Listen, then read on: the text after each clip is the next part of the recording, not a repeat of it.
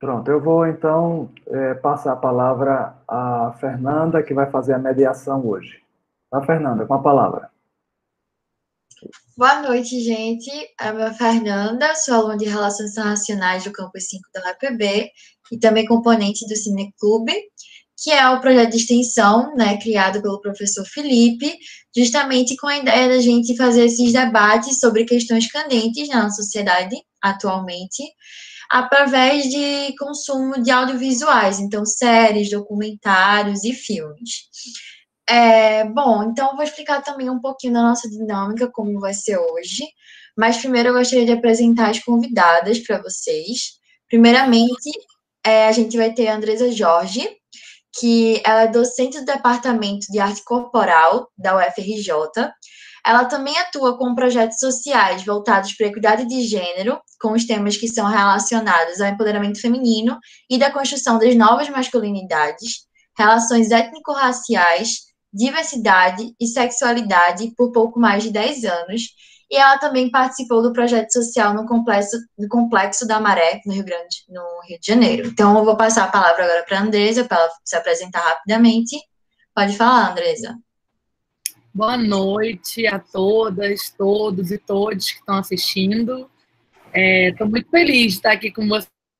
Espero que seja um papo, uma conversa muito proveitosa e também muita troca, né? Eu sempre espero isso, então agradeço. Seja muito bem-vinda, Andresa, e obrigada por colaborar aqui um pouco com o nosso espaço. A próxima convidada é a Clarice Menezes, que é docente do Departamento de História da UFMG. Ela também é formada em Relações Internacionais, mestre em História e Políticas Internacionais e doutora em História, e Políticas e Bens Culturais. Então, a pesquisa dela gira em torno dos seguintes temas: as relações culturais internacionais, identidades, feminismos, periferias e relações internacionais. Então, vou ceder agora a palavra rapidamente para a Clarice, para ela se apresentar para vocês também.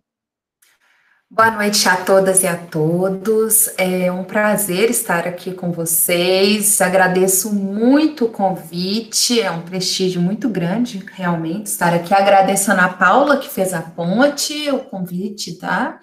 Do Videoclube. E vamos lá, vamos construir esse debate, né? A gente está aqui para isso. É muito bom estar aqui e ter esse diálogo com a Andressa também, né? Que a gente já se conhece de outras mesas, então acho que vai ser bem legal. Seja bem-vinda também, Clarice, seja bem-vinda também, Andresa. Então, obrigada por aceitarem estar aqui nesse espaço hoje, vai ser muito produtivo ter vocês também colaborando com a nossa discussão. Bom, gente, eu vou explicar rapidamente como é que vai funcionar a nossa dinâmica, tanto com as convidadas, quanto com quem está assistindo a gente também, com o público hoje. As convidadas vão fazer suas apresentações, seguindo a ordem de Andresa e de Clarice. E aí, depois disso, ao longo do debate, vocês podem ir enviando perguntas no chat, certo? Por escrito, que a gente vai compilar todas elas e vamos fazer um total de 3 perguntas, blocos de 3 perguntas para cada uma das convidadas. Vocês também podem fazer perguntas por áudio, caso vocês se sintam à vontade, mas isso apenas após a apresentação das convidadas, certo? Então, bom, vai ser basicamente isso. A gente, quando for a hora das perguntas, a gente vai deixar avisado para cada uma das convidadas também. E eu vou deixar a palavra agora com a Andressa.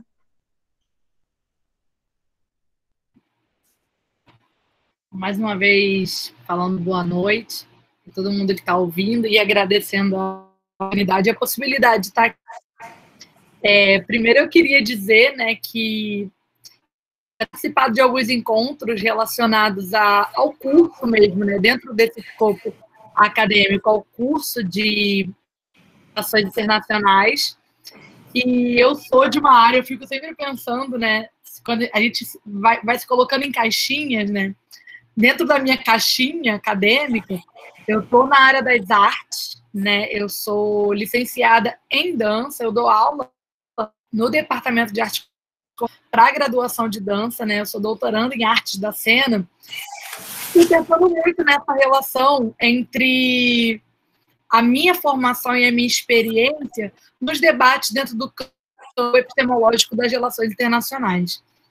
E eu fiquei com essa motivação e que me levou a pensar na ideia do corpo, né? O corpo como que é, na verdade, o meu locus de pesquisa e de investigação, né? De uma maneira expandida, a partir do que demarca as identidades, né? Dentro da sociedade. Eu acho só claríssimo, meu amor. Você desliga seu microfone? Vou botar um pouquinho.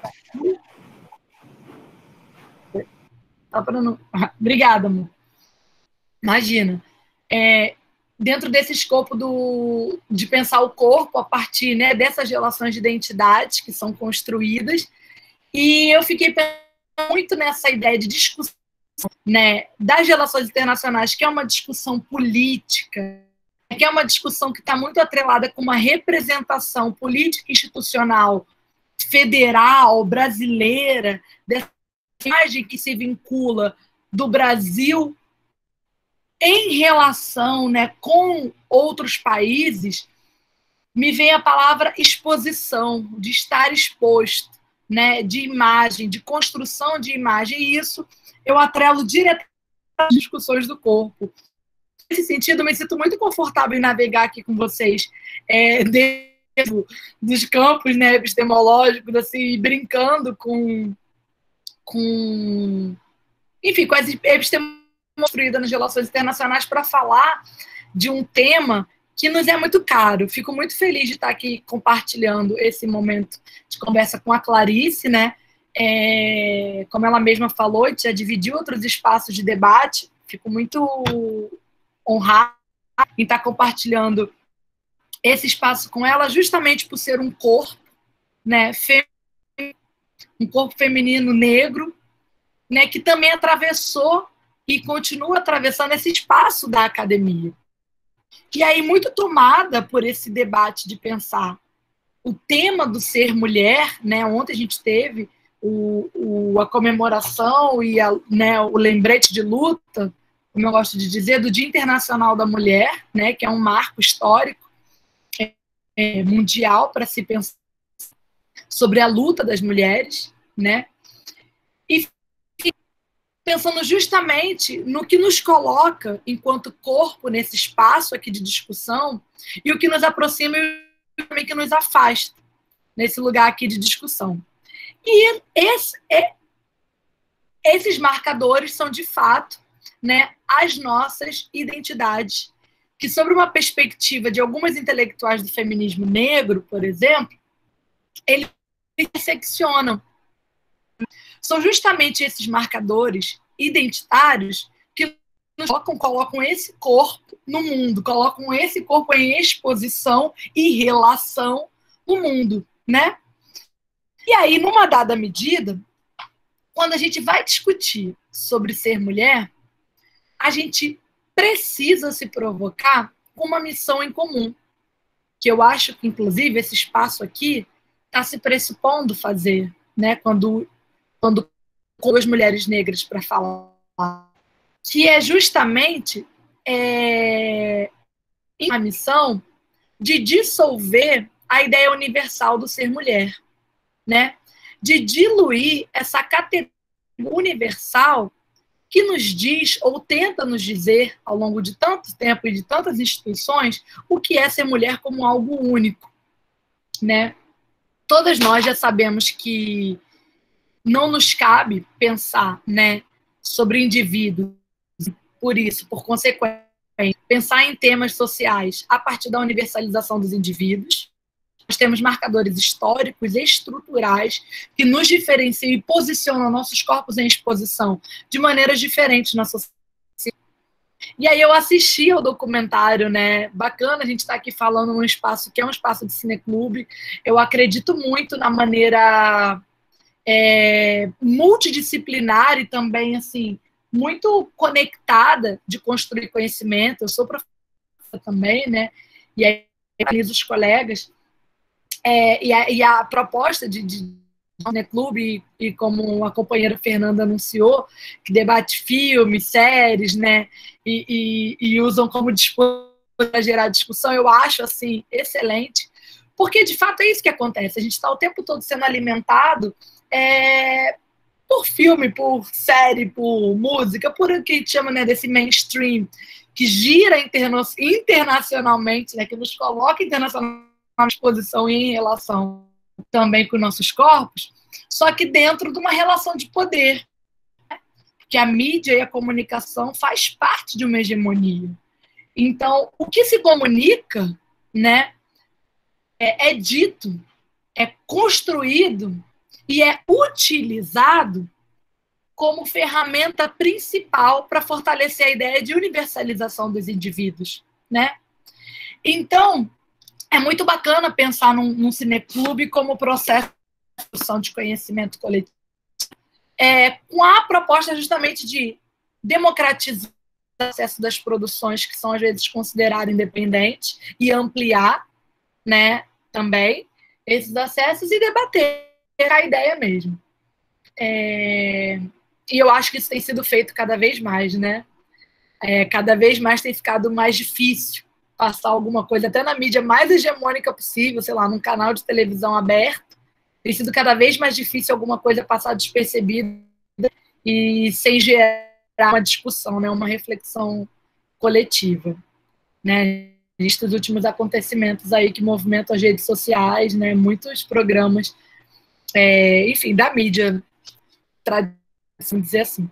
Nesse sentido, o filme é muito interessante, porque ele apresenta dentro da carreira da diplomacia, que eu confesso, sou muito ignorante, né, nesse passo a passo, e acho que, enfim, em tudo, né, isso também um recorte social, acho que ser um diplomata na minha vida, acho que eu nunca tive nem muito próximo, é sempre uma coisa que a gente vê distante e entende muito pouco, né, eu acho, assim, acho que a população de uma maneira... Então, você vê acompanhar um documentário que fala das trajetórias daquelas mulheres, me chamaram a atenção algumas coisas. Eu só queria pedir, por favor, que vocês me avisassem mais ou menos o tempo, quando eu estiver perto de acabar, porque eu disparo a falar. Eu sou dessa. Então, por favor, se alguém puder me avisar faltando uns 5 minutos, eu ficaria... Quando faltar 5 minutos, eu boto uma mensagem, pode ser?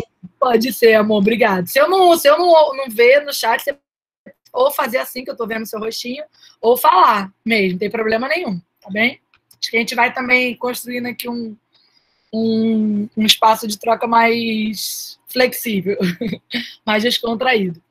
Então, eu assisti, né, e o filme fala sobre essa trajetória das ingressando nessa carreira da advocacia, e algumas coisas me chamaram a atenção e que foram, óbvio, né, pauta na discussão, que é quando a gente intersecciona esses marcadores que eu falei.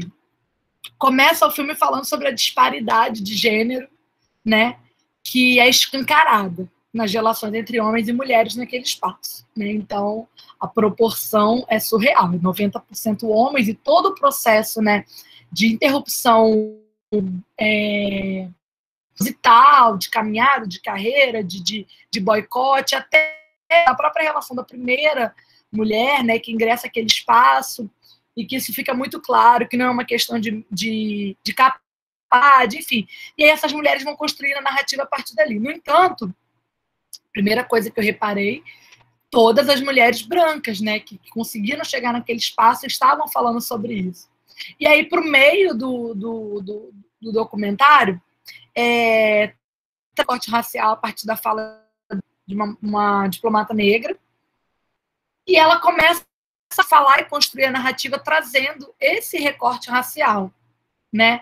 E aí ela relembra, inclusive, uma história totalmente visibilizada, eu particularmente não conheci, nunca nem tinha ouvido falar, da primeira mulher negra que foi diplomata em 1978, né, que ela passou, ela entrou, mas foi, de fato, efetivada em 84. E aí é um pouco sobre isso que eu queria falar. Quando a gente pensa nas interseccionalidades das opressões, né, que é um termo muito usado dentro da militância e é, na verdade, uma epistemologia construída dentro do movimento do feminismo negro, da diáspora, a gente percebe que não é só uma questão racial também. Foi isso que me chamou a atenção. E aí, eu peço licença para construir esse meu raciocínio, trazendo muito da minha própria experiência, né?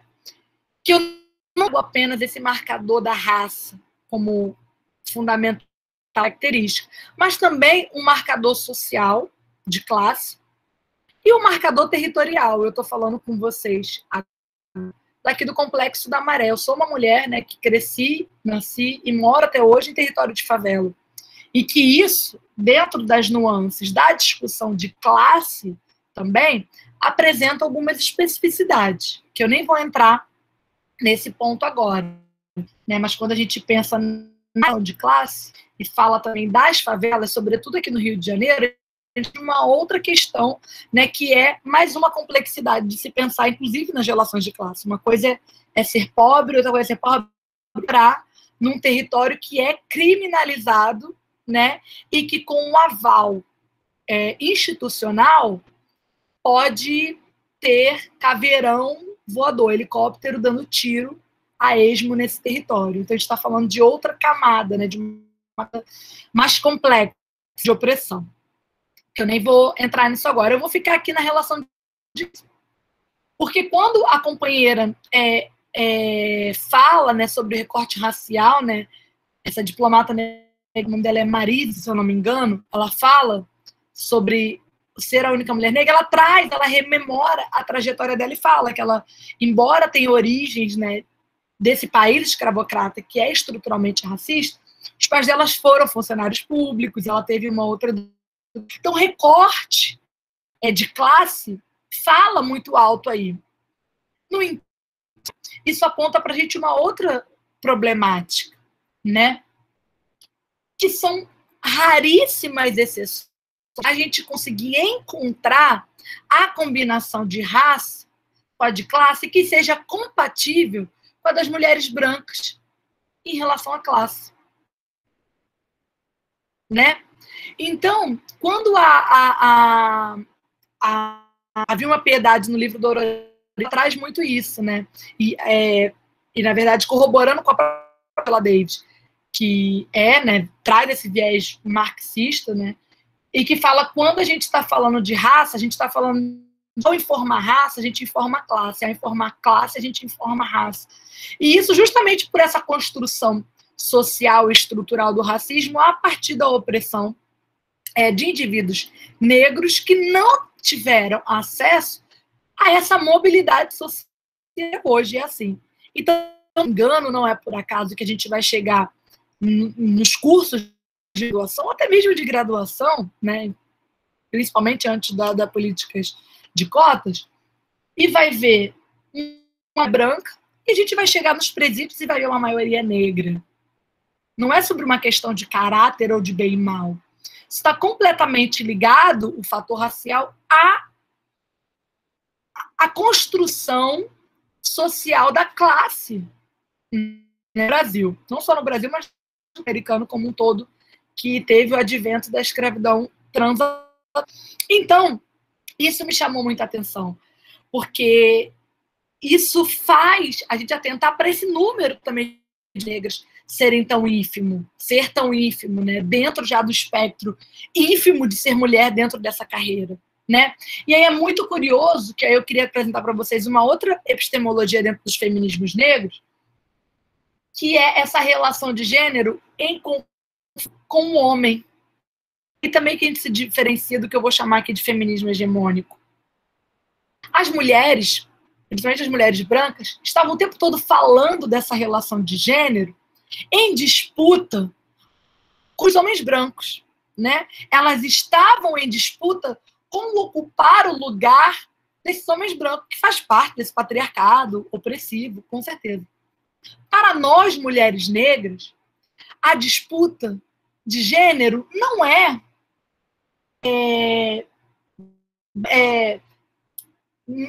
maniqueísta desse jeito. mulheres e homens? Porque os homens negros também não estão nesse lugar. Os homens negros também não estão nesse lugar de poder hegemônico.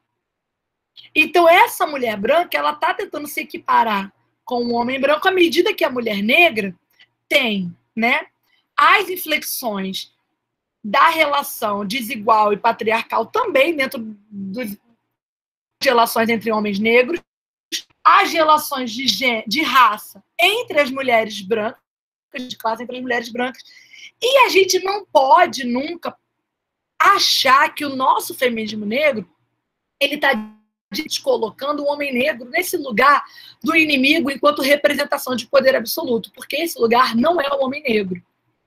O que representa o poder absoluto hegemônico é o homem branco, e aí a gente pode ir adicionando outros marcadores. É esse homem branco hétero, é esse homem branco hétero, é esse homem branco cisnormativo. E a gente vai adicionando esse espectro do poder e transformando também esse grupo em um grupo identitário. Porque isso também corrobora com a diluição desse grupo como universal. Então, esse é um outro aprendizado que a gente tem dentro dos feminismos negros. E aí, fechando, enfim, acho que a gente vai continuar conversando.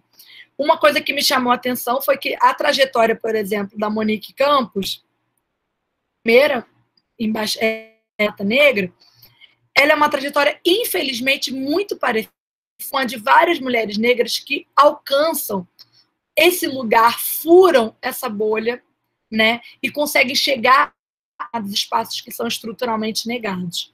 Então, a Monique de Campos, de acordo com a história muito pequena que se conta, e muito pequena também em termos de pesquisa, né, até eu procurei e achei muito pouco sobre a vida dela, ela cargo permanente dentro da diplomacia em novembro de 1980, e ela morreu de um aneurisma cerebral em janeiro de 85. Ou seja, é um tempo curto em que essa mulher conquista um lugar, né, que desde 78, quando ela entrou no Rio Branco, ela foi batalhando para chegar nesse espaço. E aí no documentário, né, uma familiar fala sobre o que ela relatava, sofrimento de uma série. E essa mulher morre de aneurisma cerebral. E eu quero dizer de Monique, não é uma história única. Muitas dessas mulheres negras que são esses unicórnios, né, são a única de não sei da onde, a única de não sei da onde, recai um peso muito duro e muito pouco acolhido, né? Somando com tudo aquilo que eu falei, uma ausência de acolhimento dessas mulheres e o corpo. Aí eu volto, né, para a área que eu comecei falando. O nosso corpo, em exposição, em relação internacional, ele é muito maior, né, de muitos ataques. E somatiza isso. Então, a gente tem eu tenho uma lista de mulheres que ou caíram, né, no adoecimento mental, pelas durezas e os traumas do racismo, ou morreram. A gente tem Neuza Santos, grande psicanalista brasileira, que cometeu suicídio, escreveu o livro Tornar-se Negro. A gente tem Lélia Gonzalez, que morreu também super cedo de diabetes. A gente tem Luísa de Barros, que tem várias doenças, né, do corpo. E aí, eu li recentemente o caso de uma atriz, que é a Vera Manhães. Ela é famosa na década de 70, e ela não é nem um pouco conhecida hoje, mas todo mundo vai saber, porque ela é a mãe da Camila Pitanga e do Rocco Pitanga. E Vera Manhães tem uma história completamente apagada dentro do mundo das artes brasileiro. A carreira teve descarrilhamento a partir de uma ação de ela ser ida no papel de protagonismo da novela Gabriela, que ficou com a Sônia Braga. Ela era a grande estrela do momento e a personagem Jorge Amado é uma personagem negra. E ela não ganhou esse papel de forma arbitrária mesmo, né? Por não ser considerada talvez comercial ou vendável, por ser uma mulher negra. E a grande questão é que ela desviou nessa carreira e até hoje ela tem psiquiátricos mesmo. Eu falo isso porque a gente começar a recuperar essas histórias, né? porque é muito solitário. Esses processos de adoecimento de invisibilidades, eles são muito concretos. Eles acometem mulheres negras, eles acometem essas mulheres anônimas que têm essa soma de raça, de classe. E se a gente junta a questão da sexualidade, as mulheres lésbicas, as mulheres trans, a gente vai ter esses dados de invisibilidade, de apagamento. Então, não dá, às vezes, furar esse lugar, né? Furar essas e sofrer sozinha todas essas mazelas. Então, a minha fala aqui hoje é muito construtivo da gente discutir e ampliar o debate sobre a diluição dessa categoria universalizante do ser mulher, com adendo ao acolhimento a quem sempre foi oprimido estruturalmente. Né? A Bell Hooks fala que significa ausência de opções. Então, como todos nós, todas nós, todos nós, enquanto se implica em construir, democratizar e ampliar opções para quem estruturalmente sofre as delas. Então, obrigada pela escuta, espero que tenha contribuído com a conversa e estou muito ansiosa para ouvir vocês. Bom, muito obrigada, Andresa. Elucidou muito bem essa questão, que, como você mesma disse, não é uma questão individual, mas de centenas e milhares de garotas e mulheres do norte ao sul do Brasil, da América. Citou autoras maravilhosas também que colaboram muito, né, para esse debate. E agora eu vou deixar a palavra também com a Clarice, para ela apresentar um pouco do ponto dela. Olá, boa noite novamente. Andressa, você me fez repensar toda a minha fala aqui.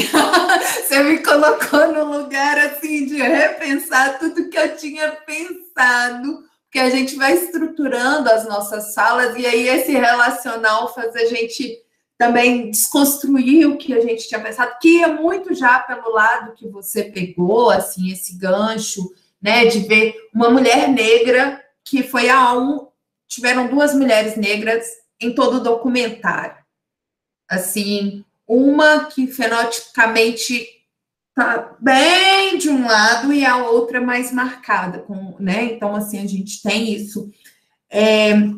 Mas eu já fui ver esse documentário agora com esse olhar também. Então, assim, não posso negar que tinha esse olhar, assim, vou contar, vou procurar, porque eu estive numa mesa, há uns meses atrás, com a embaixadora Irene Costa Gala, Vida Gala, desculpa, Irene Vida Gala, e a gente, nesse debate, a gente vai construindo, né, assim, o que pensar e como elaborar. Só colocando aqui também, eu acho que a Andressa e eu temos alguns pontos né, bem comuns e alguns que a gente vai aí construindo. Marcando de onde eu venho, tá? Só para vocês se situarem, eu sou, então, mulher negra periférica, estudei até o 2º grau em escolas públicas da periferia de Belo Horizonte, e aí, assim como a embaixadora Marise Ribeiro Nogueira, eu tenho, então, um capital social que vem e que me apoia, que me sustenta, que é exatamente o que ela falou, né? Assim, os meus pais são funcionários públicos urbanos, e isso faz uma diferença muito grande na minha formação. Os meus pais e os meus avós, só para explicar, meu avô foi porteiro da universidade em que hoje eu leciono. A minha avó foi cantineira nessa universidade. Então, para mim, tem um espaço ali de conquista muito grande em estar hoje nesse espaço que eu ocupo. E os meus pais, meu pai e a minha mãe, foram funcionários de 2º grau dessa universidade, com excelência no trabalho deles, até que o meu pai se tornou, com muita batalha, no final da carreira dele, ele trabalhou de 1975 até 1999 na universidade, como funcionário de segundo grau, e em 1999 ele decidiu que ele queria se tornar professor. Então, isso foi um loop, porque isso mudou toda a nossa vida. Isso mudou a nossa existência e a nossa resistência ali dentro da universidade, né?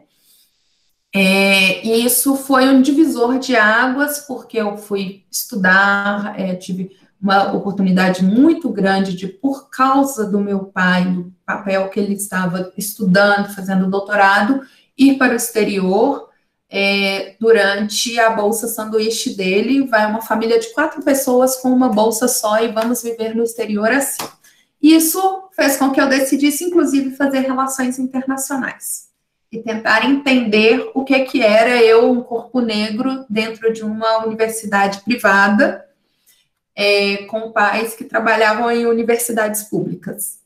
Então, assim, foi um choque também, uma barreira, mas lembrando que relações internacionais, quando eu fui fazer, só existia na UNB ou no Sul. Então, assim, as universidades que tinham privadas eram as únicas universidades que a gente conseguia fazer esse diálogo. E eu queria fazer relações internacionais. Eu tinha certeza que eu queria fazer isso. E eu tinha um sonho muito grande, que era de trabalhar na ONU, mas não na ONU aberto, na Unesco, que eu sempre quis trabalhar com educação e cultura. E acabei, assim, entrando aí numa área que dialoga muito, né, dentro da academia com isso. Eu estou falando sobre tudo isso para explicar também como que eu cheguei no que eu estudo hoje, né, assim, o meu lugar de onde eu saí, o meu lugar de estudo. Quando eu fui fazer o mestrado, eu fui fazer o mestrado no exterior e era sempre vem um estereótipo muito claro para as pessoas e principalmente o homem branco europeu, que era o meu maior interlocutor onde eu estava. Que era, é brasileira, vem dançar, vem sambar, vem isso, vem aquilo. E as mulheres que eu conversava, grande parte das vezes, eram mulheres da Europa Oriental, né, assim, ex-União Soviética, e todas elas tinham também um estereótipo que era criado a partir das novelas que circulam muito nos países da ex-União Soviética.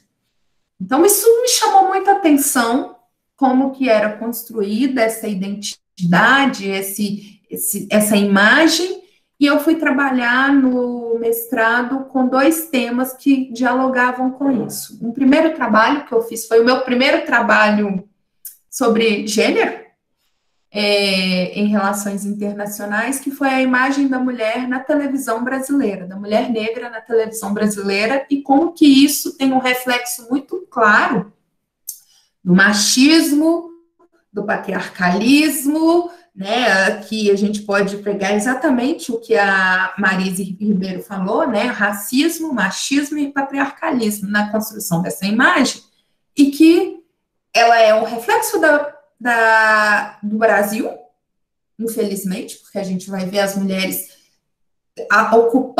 as mulheres negras ocupando sempre o papel de empregada doméstica ou da dançarina, vai inviabilizar outras possibilidades, e o grande sucesso da televisão, do cinema brasileiro, era Orfeu Negro, que sempre foi considerado a Dona Ruth de Souza, e ela não aparece na televisão brasileira com o mesmo impacto que ela tem no exterior.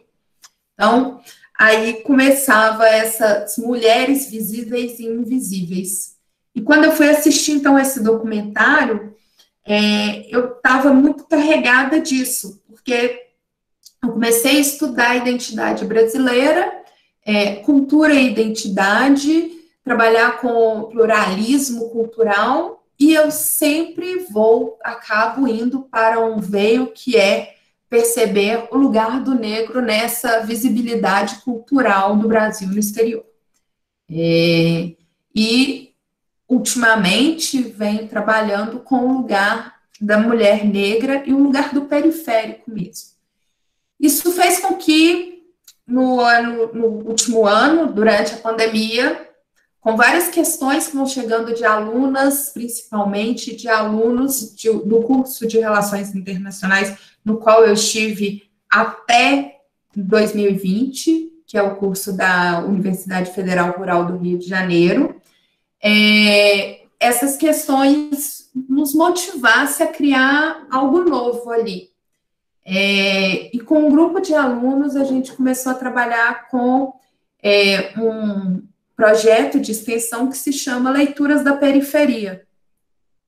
A necessidade que a gente via é de trabalhar com, talvez, o que essas mulheres aqui do Itamaraty que estão falando sentem quando elas se veem como periféricas dentro do Itamaraty.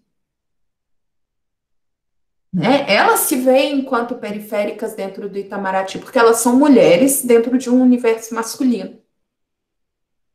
Eu achei muito emblemático que em 2013 elas criassem esse grupo e em 2014 o primeiro comitê que elas colocaram fosse o Comitê de Gênero e Raça. Eu achei muito emblemático mesmo, porque elas uniram as duas coisas. Aliás, isso vem acontecendo com muita frequência, né? Assim, a gente coloca gênero e raça junto para já, assim, cria um mote aí, que para mulheres negras isso é muito importante, esse marcador. Mas a gente quer ver isso, esse debate acontecendo em todos os lugares, né? E assim, a gente quer poder falar. Eu não quero ser a única professora negra dentro do curso de Relações Internacionais de nenhuma universidade. E eu quero ter interlocutoras negras que construam um programa em que a gente possa colocar as questões de interseccionalidade sem precisar de falar a nossa vida, que é importante, que nos define o tempo inteiro, todos os dias. Assim como cada uma dessas diplomatas aqui que colocou, que elas foram colocando as questões delas, são definidoras do papel que elas ocupam na diplomacia. Né? Assim, a gente saber que na América Latina não tem nenhuma embaixadora brasileira, que nos países da Europa, das poucas embaixadas que existem, que tinham brasileiras, que eu nem sei, a gente tinha que fazer essa conta agora, né? Porque a gente está falando de um momento ali que é pré o que nós estamos vivendo hoje. Então, assim, nós estamos vivendo uma outra realidade, né? Assim, que está voltando bastante. Mas a gente pensar em como trabalhar com uma proposta de curso de relações internacionais, e essa é a minha grande bandeira, tá, gente? Eu já vou colocando aqui, a minha grande bandeira para o curso de relações internacionais é que interseccionalidade tem que ser estudada do início do curso até o fim do curso, principalmente num curso de relações internacionais no Brasil. Porque a gente continuar seguindo uma agenda de pesquisa definida pelos Estados Unidos é exatamente o que acontece do porquê que a gente vê tantos problemas na diplomacia brasileira hoje. A gente continuar achando que tem que falar de um lugar brasileiro, mas a partir de uma lente europeia, estadunidense, branca, e que é a do Itamaraty, é o que nos coloca com grande dificuldade de compreender a dinâmica do internacional a partir do nosso lugar. Então, é uma coisa assim que eu trabalho com os alunos de relações internacionais. Até o ano passado eu dava aula de introdução às relações internacionais, né? E é aquele pensamento, como que você começa a pensar o curso de relações internacionais, como você apresenta para um estudante que está no primeiro período de relações internacionais a agenda de pesquisa do curso que ele escolheu. E talvez, assim, por tudo isso que eu coloquei aqui, eu sempre tenha começado com um texto da Carol Hanisch, que se chama O Pessoal é Político. Porque a partir do momento em que a gente desconstrói, inclusive, o que é o político, o que é o pessoal, a gente começa também a ter aí outras possibilidades de interlocução das relações internacionais. A gente consegue pensar o que é falar de relações internacionais. Porque falar da desigualdade no Brasil é falar de relações internacionais. O Brasil não é um país tão desigual à toa. Quando eu vou tratar da política cultural do governo Lula, que é o meu objeto de pesquisa há mais de 10 anos, em que eu vou trabalhar com uma dinâmica de pluralismo, de diversidade, eu estou falando isso olhando para o nacional, para o doméstico, que está me construindo o tempo inteiro dentro de um debate até a década de 80, acho que vocês são mais novos que isso, mas nós aqui somos contemporâneos exatamente de quando a Marise foi ocupar o espaço dela dentro do Itamaraty. Né, assim, quando a Marise, não, a Mônica Menezes de Campos, porque ela vai em 1984 ocupar esse lugar.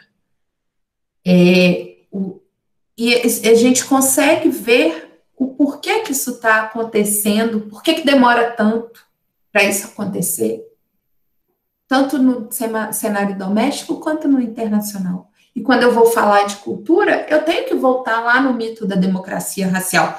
É um mito. Então, assim, eu vou ter que voltar no mito da democracia racial para discutir isso.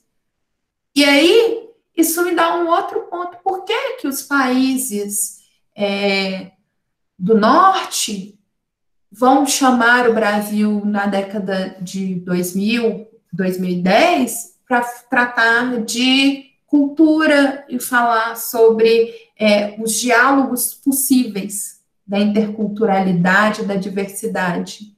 Porque eles estão enfrentando problemas que a gente enfrenta há muito tempo e que estão ligados ao racismo, estão ligados ao machismo, estão ligados a essa construção de mundo que a gente precisa olhar e discutir e desconstruir. Então, quando eu penso no que esse documentário ele significa, né? Quando a gente pensa que esse documentário é um documentário muito recente, ao mesmo tempo que ele é muito recente, ele acaba sendo bastante datado, né? Assim, porque hoje nós já estamos num retrocesso disso que elas colocaram. E ele ainda nos coloca um Brasil, mesmo dentro desse debate feminista, ele nos coloca um Brasil branco que está discutindo isso. Ter ali uma representante, duas representantes negras, mais uma que fez uma fala e uma homenagem à outra sobre isso, é extremamente emblemático. O nosso olhar, a nossa construção aí sobre essa troca, sobre o que está acontecendo ali, tem que passar também por isso. Eu vou falar uma coisa que talvez possam me bater aqui, não sei, mas eu sou extremamente grata à primeira feminista, a primeira mulher feminista, porque ela ousou abrir um debate, não sei se doméstico, não sei se público, porque eu não estou aqui colocando quem foi essa mulher. Mas eu sou extremamente grata também às mulheres negras que, percebendo esse debate sobre o feminismo, perceberam que ali era necessário que a gente fizesse um gancho para discutir raça dentro desse feminismo e, mais adiante, discutir classe. Gostaria muito de ver, daqui a uns tempos, não um documentário sobre as primeiras mulheres no Itamaraty, que é muito importante, mas um documentário sobre o que as cotas, as políticas de cotas fizeram ou deixaram de fazer dentro do Itamaraty, o que elas possibilitaram. A Marise falou aqui de que ela é pré-cota, né, mas que ela entrou já dentro de um grupo de mulheres e de um grupo de pessoas que teve ali um auxílio para custear os estudos, né, para conseguir entrar para o Itamaraty. E sem esse tipo de política a gente não consegue mudar. Então, assim, a gente pensar aqui, a gente vai ter que também pensar em como esse tipo de construção que a gente faz, ele tem que estar o tempo inteiro em diálogo com a realidade, a nossa realidade de Brasil, a nossa realidade de Brasil periferia, sabendo que em muitos momentos a gente está no centro, né, assim, embora eu tenha trabalhado na Rural durante um tempo, é uma universidade na periferia do Rio de Janeiro, na periferia da periferia do Rio de Janeiro, em Seropédica, então, assim, que a gente está com um diálogo com outro tipo de estudante, que não é aquele que está necessariamente na PUC. Então, isso abre muito o olhar da gente para outras realidades.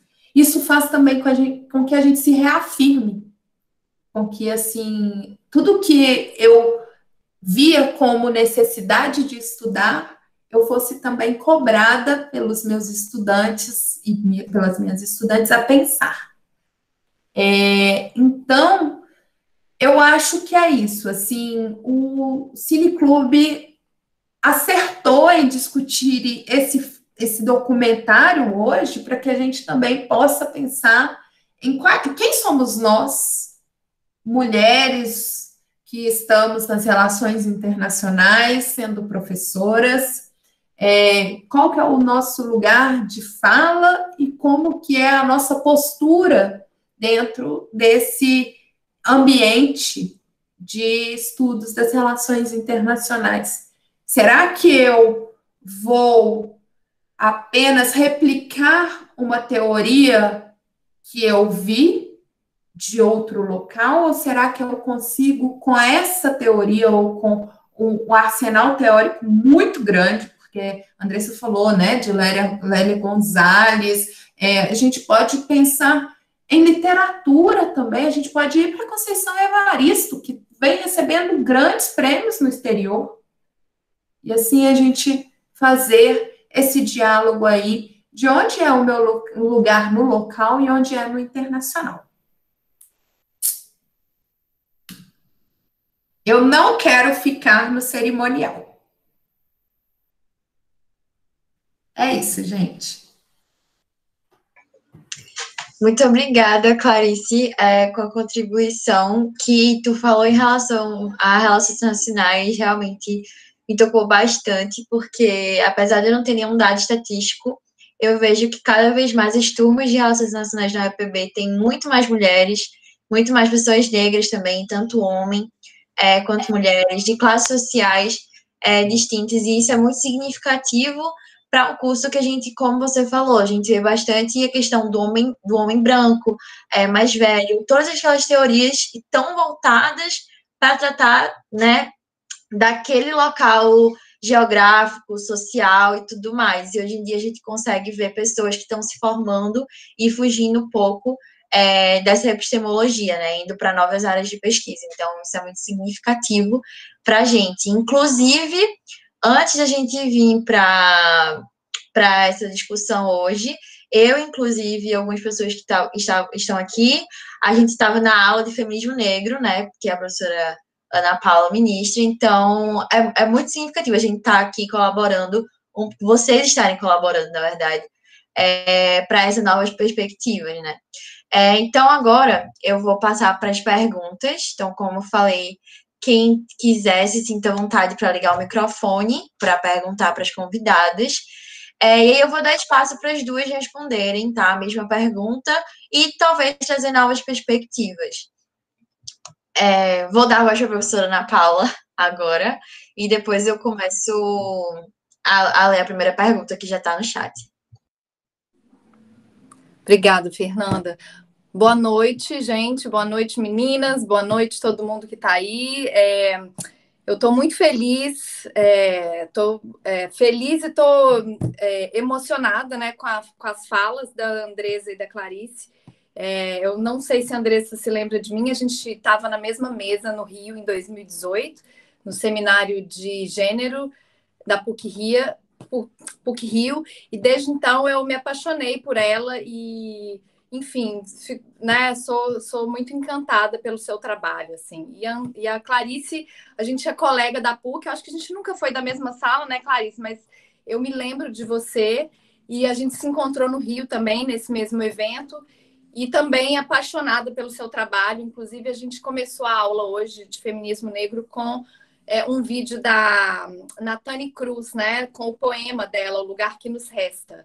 Né? Sou apaixonada por esse trabalho que você desenvolve, e esse poema, para mim, é um dos poemas mais impactantes. Assim, eu acho que você não sabe, mas eu sou casada com um africano, né? Então tenho uma filha negra, linda, maravilhosa, e desde que eu tive a minha filha, Imani, o feminismo negro, né? Eu sempre fui feminista, assim, mas eu acho que essa coisa do feminismo negro me tocou de uma maneira diferente, né?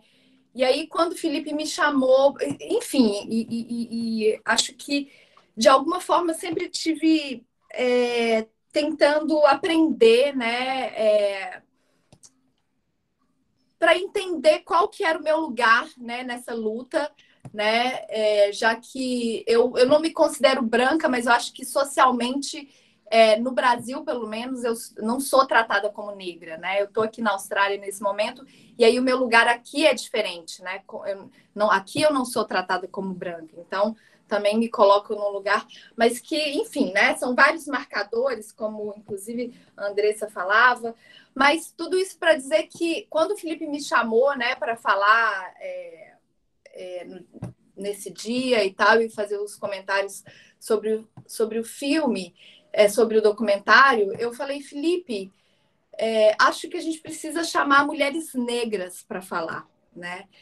E porque eu acho que já passou da hora da gente restituir o lugar de fala delas. E eu acho que, principalmente no Brasil, né, falar sobre mulheres, a gente precisa ouvir as mulheres negras primeiro, porque a gente falava sobre o livro da Djamila Ribeiro, né, O Lugar de Fala, e ela cita uma autora da UFRJ, Giovana Xavier, que fala isso, né, que as mulheres negras, na verdade, elas que são as grandes pioneiras né, na autoria das práticas,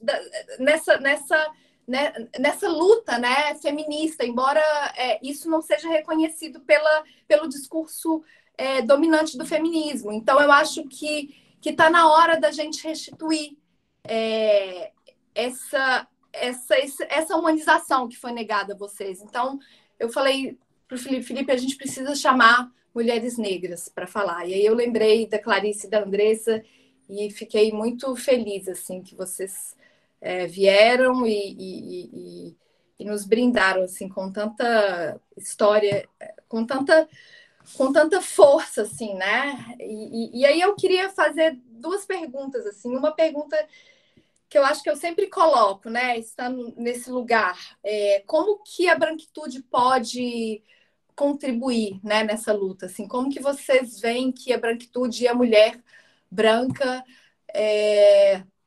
podem contribuir nessa luta, né? E aí a outra pergunta, assim, que eu tenho, que eu queria que vocês comentassem, é que nessa história da pandemia, né, que a gente vive, e no Brasil, principalmente, a gente vê que as empregadas domésticas não pararam, né? As empregadas domésticas, as negras, principalmente, né, que são em sua maioria negras, né? Elas não pararam, né? Elas não puderam ficar em casa com seus filhos, enfim, a gente sabe muito bem qual é a diferença dessa realidade.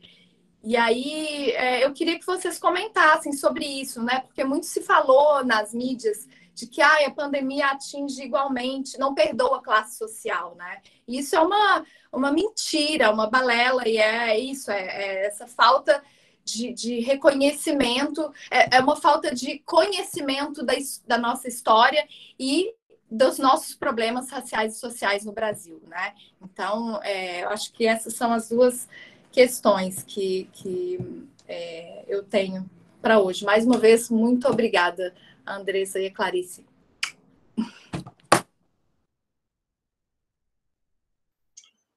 Gente, então, só antes de vocês responderem a pergunta da professora Ana Paula, vou ler, tá? Mas eu pergunto e vocês respondem de uma vez. A pergunta que foi enviada no chat pela Andressa Belino Lima.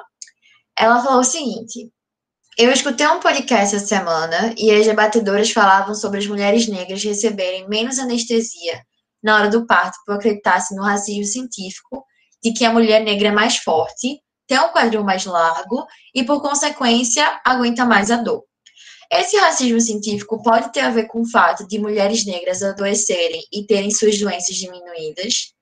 Então, pela ordem, eu vou passar para a Andresa primeiro, ok? E posteriormente para a Clarice. Oi. Então, assim, acho que de mim, de talvez responder alguma coisa, mas eu vou botar mais uns ingredientes aí nesse grande caldeirão a gente ver o que dá. Agradeço o carinho da professora. Obrigado pelo carinho, pela lembrança. Primeiro que você falou, né, sobre essa relação da branquitude, como isso contribui no debate, principalmente pensando nesse lugar das mulheres brancas, nesse grande debate do feminismo. Então, eu queria entender se é no debate, né, do feminismo, se é no debate das relações desiguais, né, que eu imagino que seja sobre isso que você está falando. Primeiro, aí é uma coisa quase que pessoal, porque esse termo branquitude tomou, enfim, todo mundo tem falado bastante, usado bastante esse termo. Eu, Andresa, particularmente, não uso branquitude. Eu costumo falar branquidade. Por uma questão que está muito relacionada à própria palavra em si, porque, para mim, branquitude não é o oposto de branquitude, que foi um adjetivo criado, né? Criado não, assim, mas ficou muito com sorte da fala do Aimé Césaire, um poeta camaronês, que ele fala de negritude quanto recuperação desse orgulho, do sentimento de pertencimento racial. Logo, branquitude para mim não é o oposto de negritude, então por isso que eu não uso. Eu uso branquidade para a gente discutir essa construção estrutural de privilégios para uma determinada raça, que nesse caso, não só no Brasil, mas globalmente, é a raça branca pela história, dominação, enfim, que a gente está vendo aí, né, desde essa rolê que até hoje tem família real e está dando o que falar, histórias de uma família real, né? Então, o que configura uma família real que toma esse espaço de poder no mundo? Né? O que coloca essas pessoas, o que elenca essas pessoas como autoridades nesse espaço, se não o massacre e a crueldade histórica diante de morte, né? Assassinato de milhares e milhares de seres humanos. Então, isso são coisas já para o porquê que o branco e a branquidade está nesse lugar construído de poder. E aí eu acho que o papel e a contribuição, não só para as mulheres, né, brancas, mas eu acho que para a população branca de maneira geral, em primeiro passo é o reconhecimento desse privilégio, né? Porque privilégio, ele, embora todo mundo saiba que exista, é muito importante que ele seja reconhecido. Porque uma vez reconhecido, a gente pode fazer o que eu acho que é a contribuição fundamental para esse debate, que é abrir mão de determinados privilégios. Por quê? Porque a nossa sociedade, ela é uma sociedade em disputa muito por conta do sistema mesmo, político vigente, econômico vigente, essa coisa de ter um só, do líder, do sucesso e tal, e é sempre um funil, né? Só que essas disputas, elas nunca são iguais, estruturalmente, por essas coisas que conversou. Então, como a gente pluraliza o alcance representativo de outras pessoas nesses espaços. E só tem uma resposta para isso, gente, é cedendo espaço. Né? Às vezes, a gente precisa dar 2 passos atrás para que a pessoa consiga chegar. Né? E aí a gente vai colocando várias camadas. Aqui eu me coloco com muita sinceridade, né? E também entendendo e acolhendo a fala da companheira Ana Paula, que fala, eu sou uma mulher branca no Brasil, mas eu não sou uma mulher branca, eu entendo isso que você está falando, porque de fato é complexo discutir relações sociais em contexto de Brasil, ao qual a miscigenação, né, era projeto político, institucional, e também nesse bolo como uma mulher que me considero e falo abertamente aqui que sou negra diante de vocês, mas que tem uma cor de pele clara e um cabelo não crespo. E isso me posiciona também num lugar muito diferente onde eu moro. Você falou aqui na Austrália, eu sou vista como Imagina na Maré. Entendeu? Como a gente vai ter essas nuances, né? Então eu tenho muito respeito, muita honestidade, assim, no sentido ético. Eu acho que essa ética, ela vem das epistemologias também africanas, né? Nas filosofias de terreiro, por exemplo. Eu tenho uma ética de posicionamento de caráter, de assumir também esse meu lugar. Então, se eu fosse, uma vez, e aí eu vou dar um exemplo, assim, que é bobo no sentido da devolutiva material, mas é simbólico do ponto de vista que eu quero falar do retroceder, né? Do quando retroceder e do quando avançar. Fui convidada para falar numa mesa, e essa é a discussão de um filme também, de um curta chamado Cabela, que fala sobre transar. E aí eu falei, gente, eu não posso falar nessa mesa. Eu não passei por esse processo. Eu nunca fui chamada de cabelo de bombril, de cabelo duro. Então, como eu, dentro desse espectro, né, me reconhecendo, me afirmando como uma mulher negra, preciso saber onde eu caminho, onde eu dou os meus passos. Então, acho que é ter um diálogo sincero e aberto. E o que se pode fazer, o que as mulheres brancas podem fazer, é justamente pensar nesses espaços, nessa ocupação de espaço, uma lacuna a ser preenchida, o que sobre minha responsabilidade eu posso fazer para isso. E você falou sobre o lugar de fala, eu acho que a gente hoje já está maduro o suficiente para ir um passo além, a gente está querendo lugares de escuta, porque falar a gente sempre falou, você mesmo disse que a necessidade de conferir visibilidade negras que construíram a história das mulheres nesse país. Então, como a gente confere visibilidade para alguém que já está há muito tempo? Porque fala, elas já falaram. Então, acho que é pensar nesses lugares de escuta, né, e de retorno sobre isso. E aí, isso já corrobora, né, com essa relação da pandemia, de fato, é uma falácia, nunca estivemos no mesmo barco, né? Com essa crise mundial, o alargar dessas desigualdades só escancarou que era óbvio, falando aqui de uma experiência muito concreta, né, do Complexo da Maré, a emergência, né, da pandemia, e o primeiro mês, assim, isso no março do ano passado, lockdown, gente, em um mês já tinha pessoas passando fome. Isso não é um exagero da minha palavra. De tipo, não é. Em um mês, se eu não for pra rua fazer meu corre para ganhar, sei lá, o meu dinheiro, é fome. Não tem. É fome. Então não se discute. Para mim, não se discute sobre fome. Quando a gente está falando sobre a fome, para mim não há discussão. Então, esse lugar que a gente vive, né? Esse processo que está voltando é fome, gente. É isso. Então, é um grau de vulnerabilidade que a gente vai ter famílias que estão chateadas com o isolamento social por não poderem viajar de férias, enquanto pessoas que em menos de um mês estão passando fome.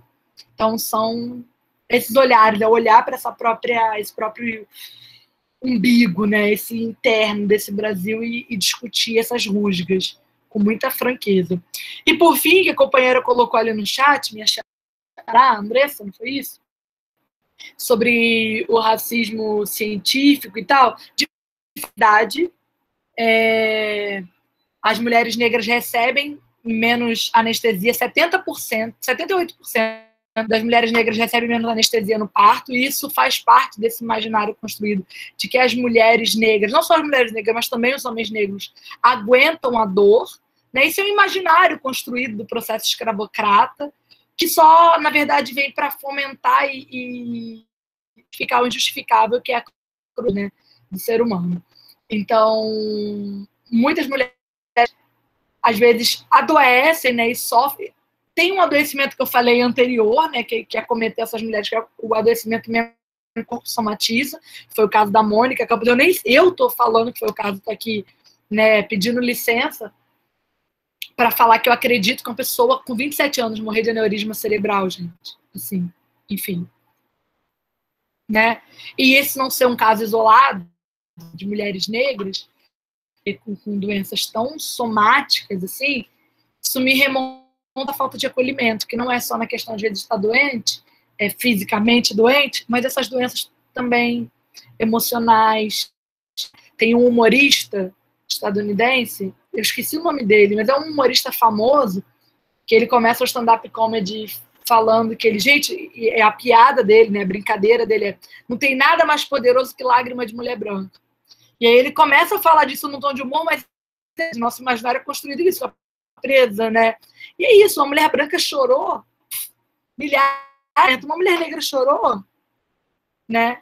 Então eu acho que essa ausência também de acolhimento, essa falta de percepção dos limites corporais e emocionais são pontos que a gente precisa pensar. Gente, eu falo muito, desculpa, Clarice.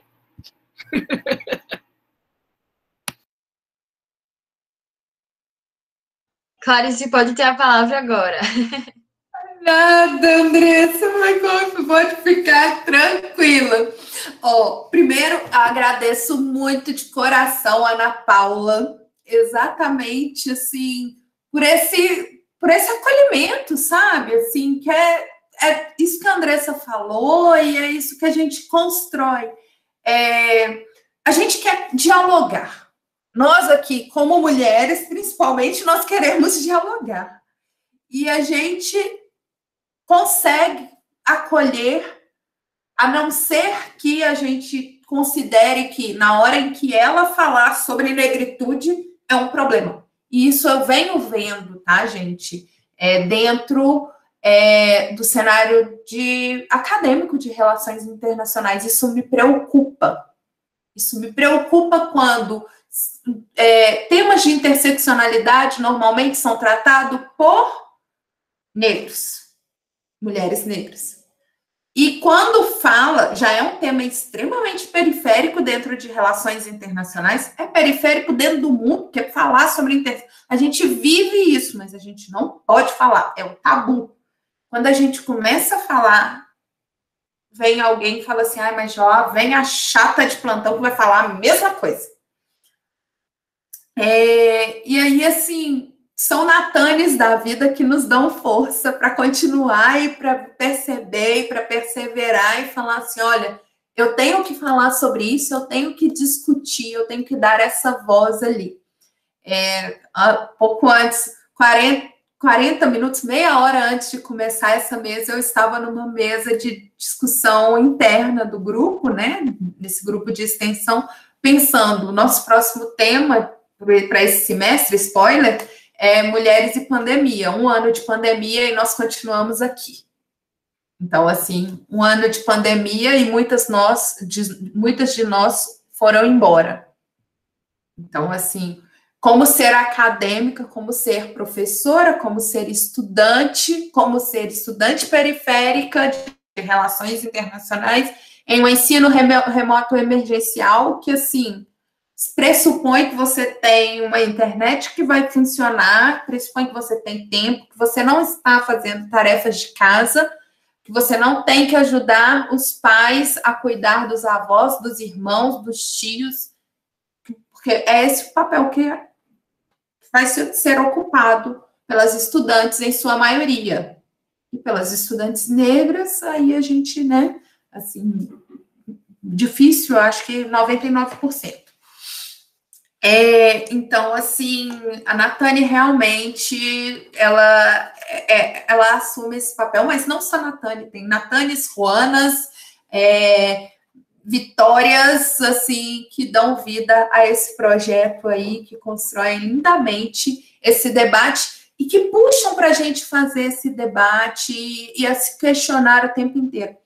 Essa semana, eu estou muito tomada pela Lélia Gonzalez, né? E aí, assim, começa 8 de março, a gente vê um tanto de coisa circulando sobre um tanto de mulheres, e eu dediquei essa semana a reviver, reler, a ouvir novamente Lélia Gonzalez. E, assim, é um processo também de construção, né, desse enegrecimento que ela se percebeu em um determinado momento e no qual a gente vai se formando e a gente vai começando a se forjar.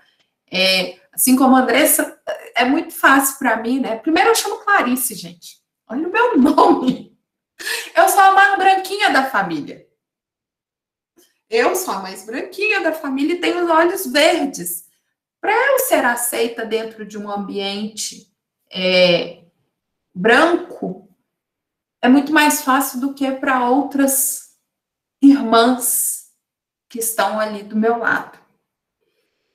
Eu tenho uma formação acadêmica que me abre espaço.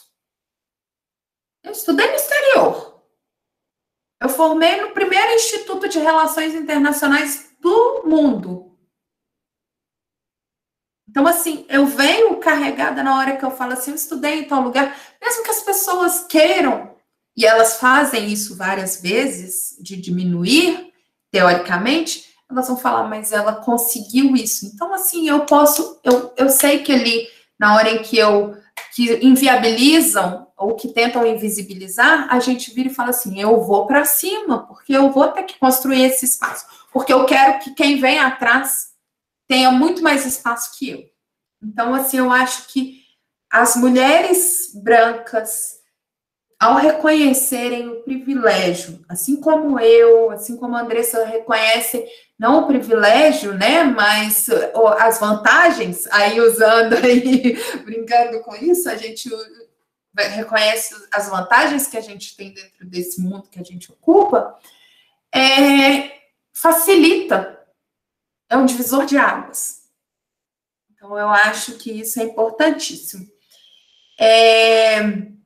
Acho que contribui, sim, e muito com esse diálogo na hora que a gente começa a tratar disso e a se questionar por que eu ocupo esse lugar e por que o outro não ocupa. Por que eu, quando vou tratar da pandemia, que é muito mais fácil para mim do que para a maioria das pessoas que estão no meu entorno, eu sou funcionária pública com o meu salário que entra todos os meses, sem sombra de dúvidas.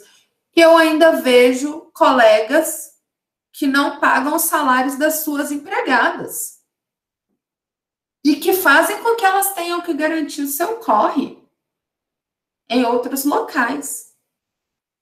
Então, assim, a gente começa a perceber também que o reconhecer o privilégio vai além da academia, né? Mas lógico que eu queria uma política social que desse conta de tudo que nós estamos vivendo. Não existe.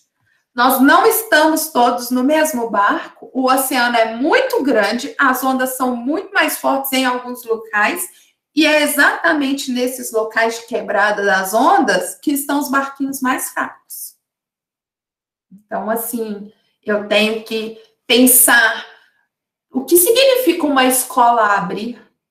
Quem é a faxineira que está indo fazer a limpeza da escola para que essa escola abra e com quem que ela está deixando o filho dela? Porque eu tenho que trabalhar, eu tenho que dar aula e eu quero que todas as crianças estejam na escola. Mas eu sei que só algumas estarão. O que significa um local que eu acho que deve ser aberto ao público, abrir quem que está por trás dessa abertura desse local. Então, assim, são essas sobreviventes aí que ainda continuam mantendo o espaço. E são exatamente essas sobreviventes aí que vão passar pelo racismo científico e o racismo ginecológico que a outra Andressa colocou, né? A gente continua vivendo isso e as falas que a gente vê sobre essa questão só corroboram essas estatísticas. Eu acho muito importante ter espaços de construção de pensamento de mulheres negras, mas eu acho extremamente importante que a gente tenha espaços de construção, de diálogo dentro da universidade e que passe por tudo isso, que não seja, não necessariamente seja restrito. Então, assim, para mim isso é muito, muito bom, muito importante. Só para finalizar, que eu prometo, Fernanda, que eu já estou terminando, a gente, quando começa a pensar, assim, também o porquê que é essa primavera das mulheres e a primavera das mulheres negras, né? Elas sempre estiveram ali. Lélia Gonzalez, em 1970, na frente do teatro, né? Assim, buscando ali fazer, durante a ditadura, buscando um espaço, mostrando, denunciando o racismo. E eu tô falando muito dela porque eu tô tomada por esse bichinho, e também, assim, porque se Angela Davis fala de Lélia Gonzalez, por que nós não vamos falar, galera? Sabe, assim, se existem teóricas negras ou brancas no resto do mundo que leem teóricas negras brasileiras, por que nós vamos continuar virando e falando que nós somos o creme de la creme, que não vamos ler isso e vamos ler só literatura que é publicada em inglês, sabe? Nós temos que começar a ler aqui dentro para discutir relações internacionais. E aí, Fernanda, fechando mesmo, que eu vou só pegar uma coisa que você falou sobre a universidade, né, que está vendo o número de mulheres negras aumentou, as classes sociais diversificadas. Eu coloquei aqui um dado que ainda bem que você não reparou, eu entrei para a universidade em 2002, então, assim, quando eu entrei não existia política de cotas, não existia políticas sociais de apoio a ingresso na universidade, a não ser que fosse ProUni, que existia um programa assim, ou a não ser que fosse lá vai pedir uma bolsa para o padre. Existia essa política também. Chega no padre, implora uma bolsa e vê se dá certo. E toda essa mudança da universidade, de ver essa representatividade na universidade e ver a universidade se escancarando para novos tempos, é exatamente porque durante a década, nós tivemos políticas sociais que nos abriram um pouquinho espaço. E a gente já fez esse barulho todo que viraram e falaram, volta para trás. Então, vocês imaginam se a gente continua abrindo esse espaço e lutando para abrir esse espaço. É isso.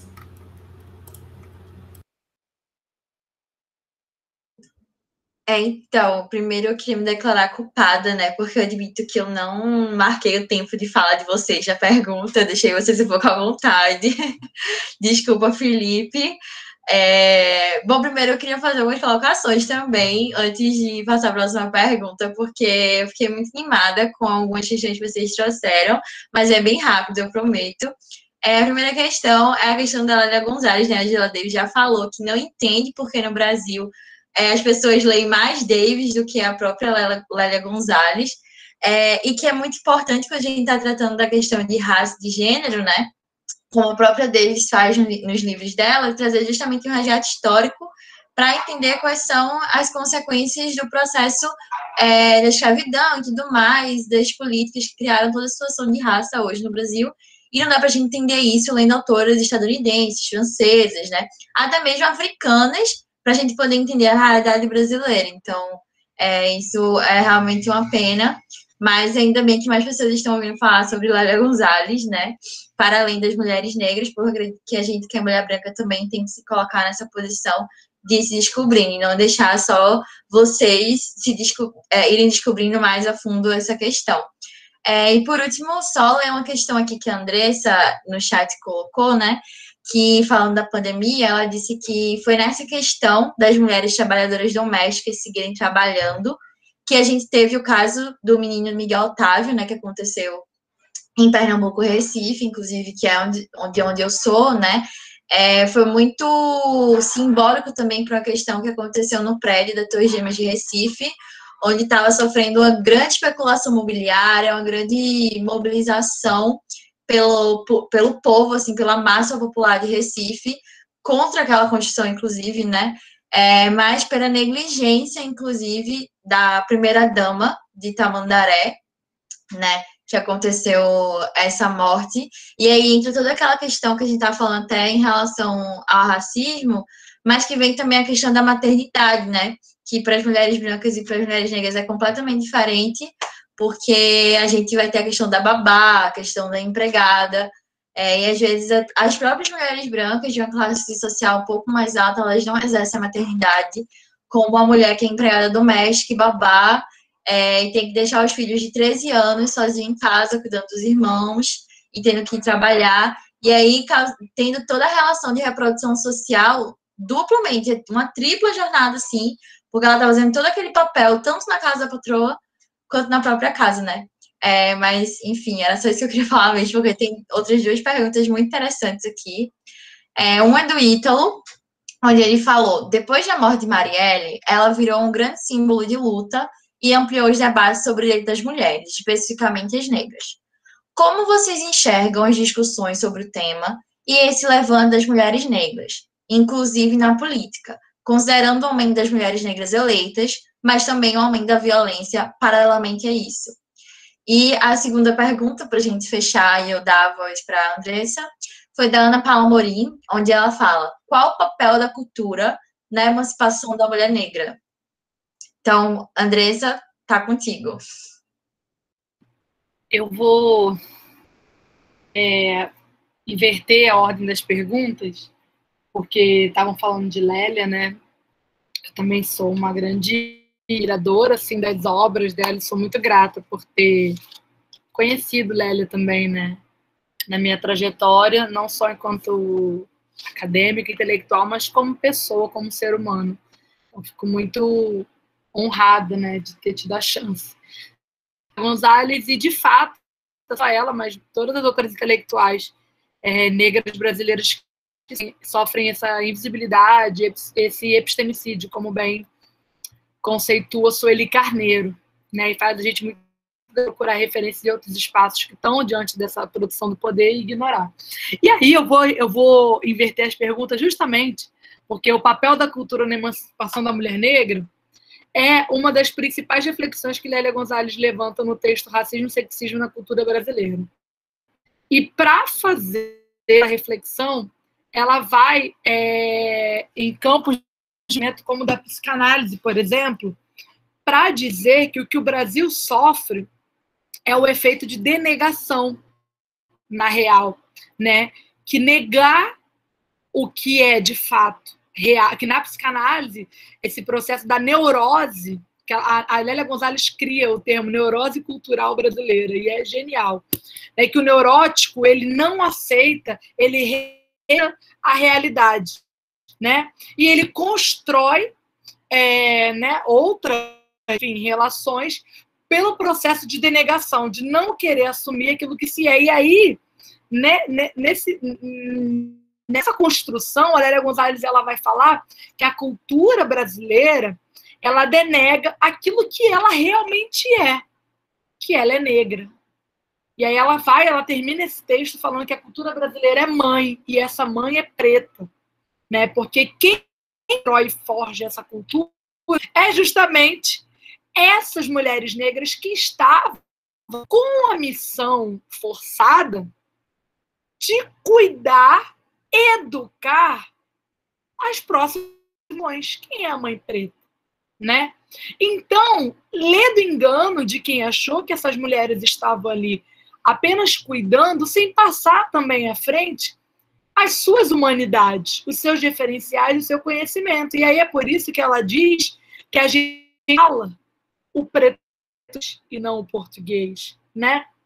Esse texto, inclusive, é muito importante, muito bom, para entender essas relações de cultura, não só com a mulher negra, e aí, né, a pergunta fala sobre esse papel, né, da cultura na emancipação da mulher negra. Eu diria que a gente pode inverter né, essa pergunta. A mulher negra enquanto pensamento, né? A mulher negra como construção cultural para a elevação do país, do mundo, da sociedade. Eu construiria assim, porque seguindo Célia Gonzalez. E aí ela fala, né, justamente disso, e é muito engraçado que esse texto, que eu acho que é o mais famoso da digitar no Google, tem, né, esse texto muito fácil de ler, que é o Racismo e Sexismo na Cultura Brasileira. Ele não foi bem um texto escrito por ela. Ele, na verdade, é uma transcrição de uma fala de Lélia no LASA, que é o Congresso Internacional de Ciências Sociais, de 83, se eu não me engano. E é uma fala transcrita, assim, para vocês terem uma ideia do poder, né, que é de uma construção de conhecimento tamanha que essa fala, essa palestra, ao se tornar, né, concretamente um texto, vira um texto acadêmico. É um texto acadêmico que naquele espaço, aquela mulher com fenótipo negro, afro-indígena, como ela mesma se autodenominava, diante daqueles mil homens brancos cientistas, falar aquilo, inclusive bater no Caio Prado Júnior, né, que é um cientista social reconhecido no Brasil e que ousou falar sobre mulheres negras na sua trajetória acadêmica. Era muito equivocado. Então, é isso. Esse é o papel, eu acho que é isso, as mulheres negras como cultura para emancipar o país, não o contrário, né? E aí, falando de Marielle, a gente dá sequência, né, a essa complexidade que é o tema racial no Brasil, que é o que a gente tem avanços, né, numa construção de representatividade. A gente também tem o discurso do ódio, né, se complexificando também. Se por um lado a gente destrói, vamos pensar, se por um lado a gente desconstrói, tem forças muito atuantes, né, querendo construir novamente, querendo impedir que a desconstrução aconteça. Isso é muito bem arquitetado. Então, a gente teve o início do assassinato de Branco, e que, por conta desse infortúnio, surgiram reflexões e um alerta social da necessidade dessas representações e o medo que essas representações causam, tamanho, né, que o assassinato de Marielle. E é importante lembrar que o Brasil, na verdade, lidera os números de assassinatos de defensores dos direitos humanos, né? Os defensores de direitos ambientais, humanos, das pautas indígenas. Então, o Brasil, ele infelizmente, né, lidera o ranking de morte, de assassinato dessas pessoas. É um país que odeia justiça social. A gente vive num país que odeia justiça social. A gente precisa estar muito consciente disso. Então, não é por uma representação de um aumento de parlamentares negras que isso vai estar resolvido. Muito pelo contrário, a gente está vendo que elas estão sendo ameaçadas, hostilizadas e com as suas vidas postas em risco. Então, eu acho que é muito mais um chamado de responsabilidade coletiva do que de uma representatividade que não pode nunca ser disfarçada de representação. Não basta estar lá. Mas quais são as condições dessas mulheres estarem?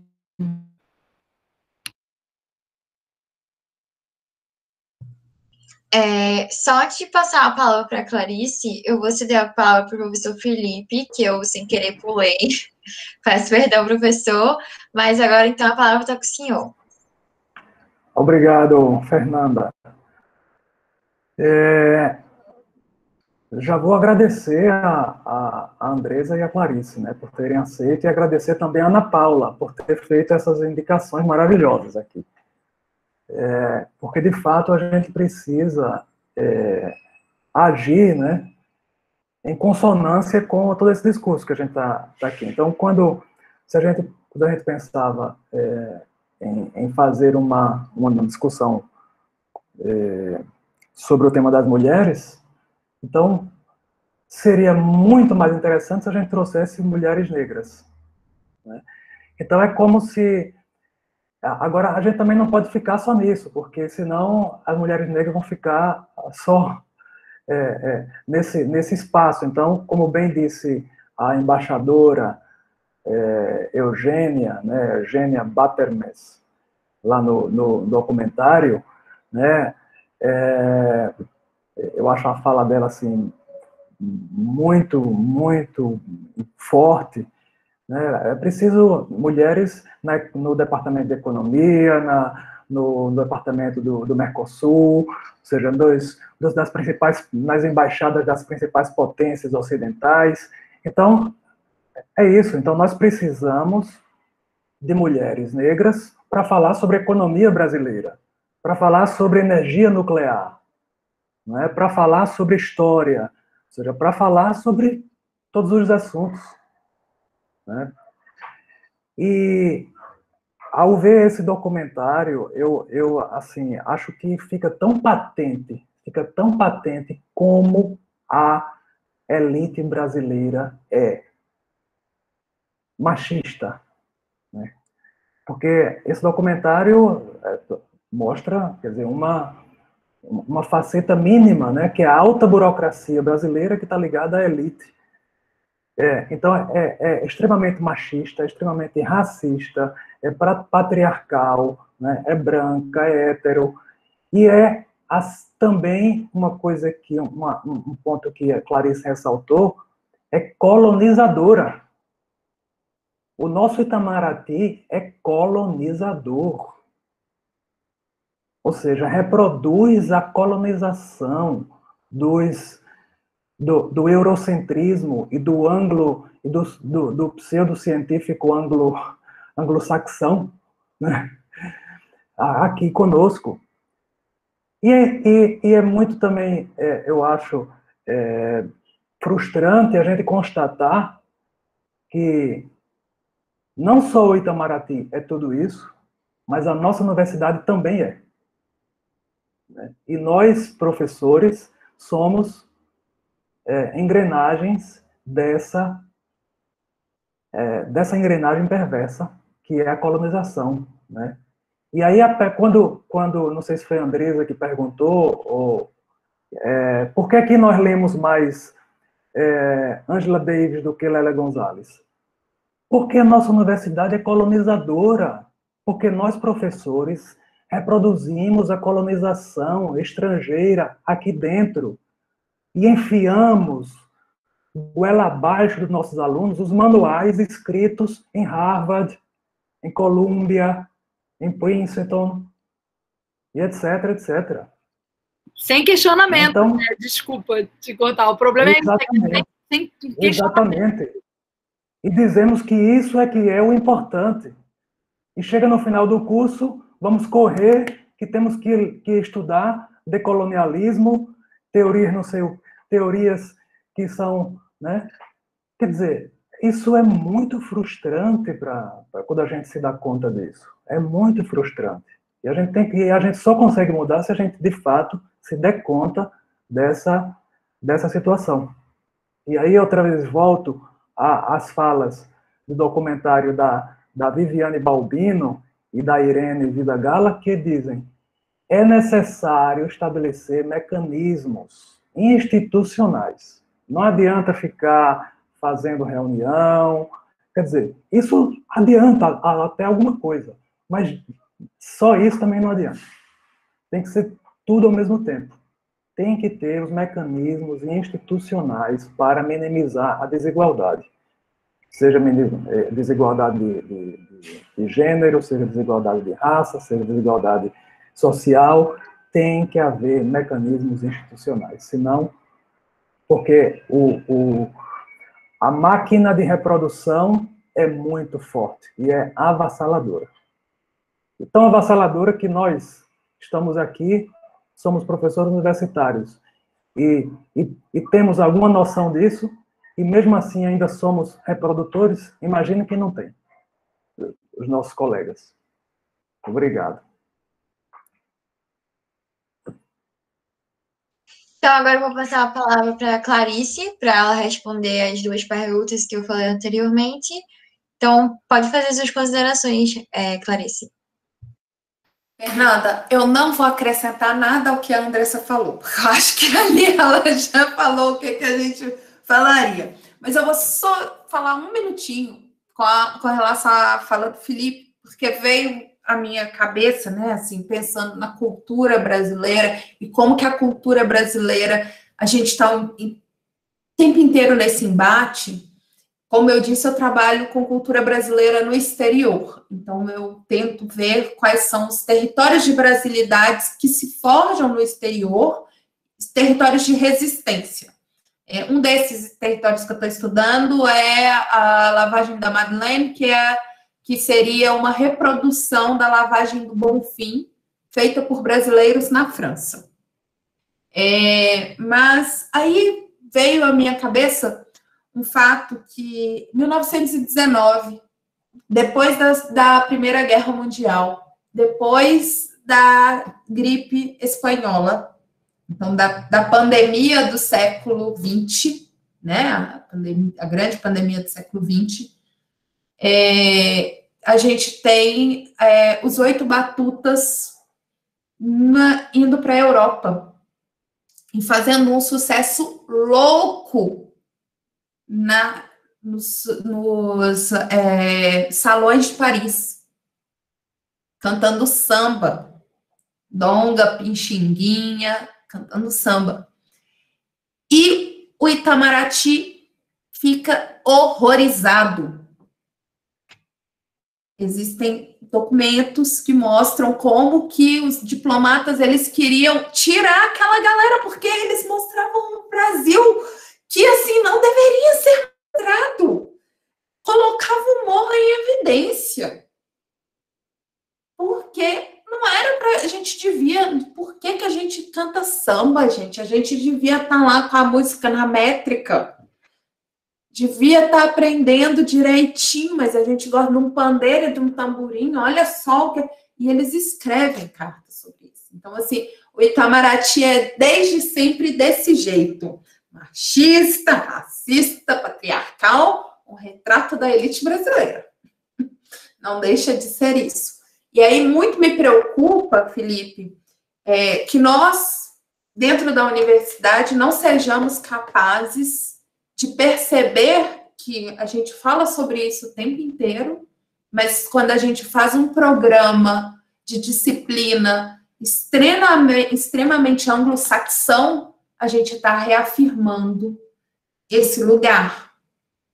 Então, assim, muito me preocupa quando colegas de profissão que assumem o discurso todo bravateiro de falar dessa elite brasileira e que vão se posicionar contra essa elite, na hora em que eles façam seus programas de disciplina, eles não contemplem autores brasileiros, autoras brasileiras, autores e autoras negros e negras, e que não necessariamente falem de relações internacionais, porque relações internacionais é tudo isso que a gente constrói, gente.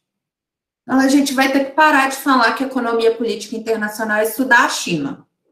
Vocês me desculpem, economia política internacional é estudar as empregadas domésticas também, a rede de funcionários e de empregadas domésticas que o Brasil exporta para o restante do mundo. Né? É estudar por que as mulheres portuguesas assumem o papel de porteira nos países da Europa. A gente está falando de economia política internacional também. Então, assim, a gente precisa reconectar com o estudo de relações internacionais a partir de outras perspectivas. E aí eu paro por aqui.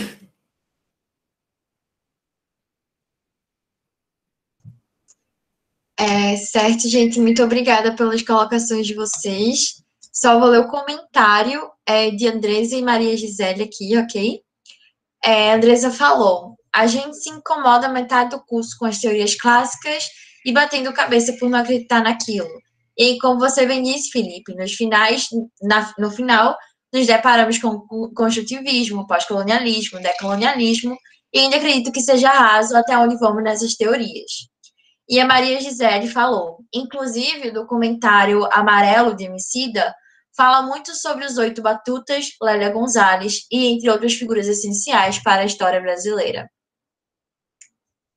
Bom, gente, então eu queria finalizar aqui agradecendo muito a participação de vocês, tanto das convidadas e dos participantes que vieram para cá, a professora Ana Paula também, né, que mesmo sendo uma intersecção com o tema da sua aula, você deu espaço para Andresa e Clarice se apresentarem para a gente. Foi realmente uma honra ouvir vocês falarem, trazerem as questões que vocês trouxeram aqui para a gente, questões muito, muito importantes, principalmente relacionando com a questão da cultura, né? Que, querendo ou não, também é um assunto que às vezes a gente deixa passar despercebido e a gente acaba vendo como é importante, né? Toda a formação da cultura para a gente no imaginário social. Então, eu vou ceder essa última palavra para vocês se despedirem, deixarem uma mensagem que vocês queiram aqui para o pessoal. E aí a gente finaliza o nosso debate. Então, vou começar pela ordem, pela Andresa. Ai, gente, eu queria agradecer mais uma vez a possibilidade de estar aqui. Eu fiz de ver também professores dentro das universidades públicas tão implicados, né, na pluralização das conversas. Fico feliz de hoje estar aqui conversando. Tem 41 pessoas na sala. Fico muito feliz mesmo que, diante de tanto desmonte que a gente está sofrendo nesses anos, de fazer as aulas online, quem está de um lado ou de outro, eu nos dois lados, que eu estou dando aula e fazendo doutorado, então, assim, eu estou tendo aula e dando aula, estou sentindo, né, o peso e a dor disso de duas óticas diferentes. Eu acho que a gente, enfim, tem precisado muito de momentos de acolhimento, e queria dizer que aqui, para mim, esse momento hoje foi um momento de acolhimento, de escuta com companheiros de trabalho, né, e companheiros de construção coletiva.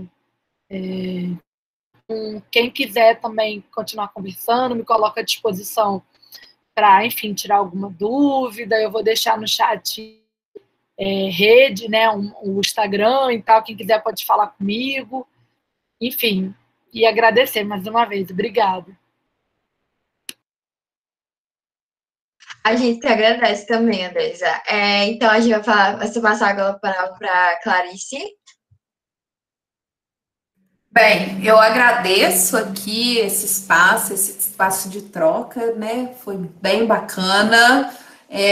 O melhor do ano até hoje, assim, deu um gás para o ano inteiro.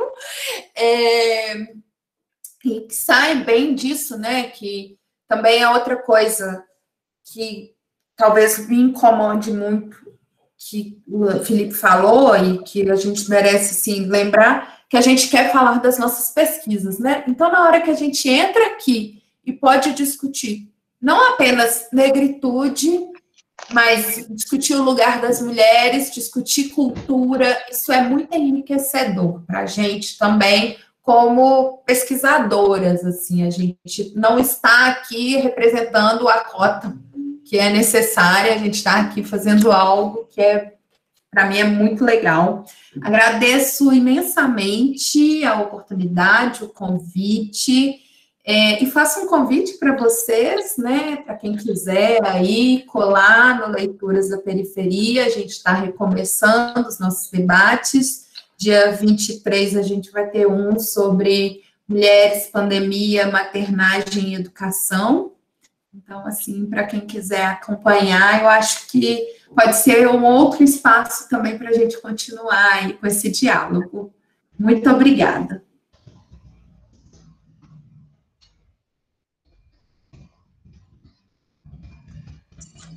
Professora Ana Paula, a senhora quer dar alguma palavra final? Na verdade, só queria agradecer mais uma vez, né, por pelas falas das meninas que foram maravilhosas, e acho que é isso, a gente continua juntas e juntos, né, na luta. Acho que é isso. Muito obrigada por todo o aprendizado.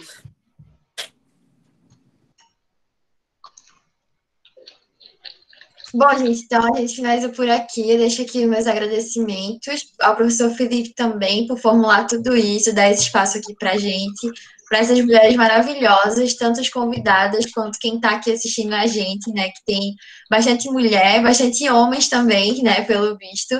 Então, muito bom saber todo esse interesse pelo tema. E, bom, desejar boa noite para todo mundo e que a gente continue na luta, a gente continue elaborando todas essas questões, tanto no espaço acadêmico quanto também nas ruas. Tchau, tchau, gente. Boa noite.